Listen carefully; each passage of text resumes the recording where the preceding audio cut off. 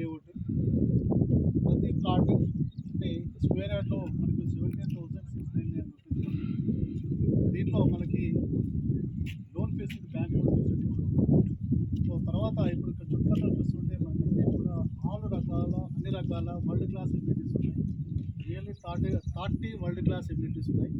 దీంట్లో children's play park ఉంటుంది, తర్వాత పెద్దవాళ్ళ పార్క్ ఉంది, తర్వాత ఇక్కడ చూస్తే మెడిటేషన్ సెంటర్ ఉంది, స్పా సెంటర్ కూడా రాబోతుంది.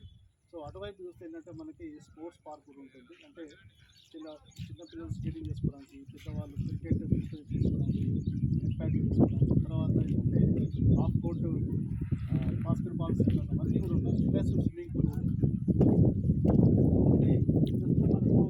చుట్టుపక్కల చూస్తే కనుక అది పక్కనే మన ఈ కాంపౌండ్ వాల్ కానుకొని మనకి ఎన్ఆర్ఎస్సి అంటే national remote sensing centre ISRO వాళ్ళది ఉంది.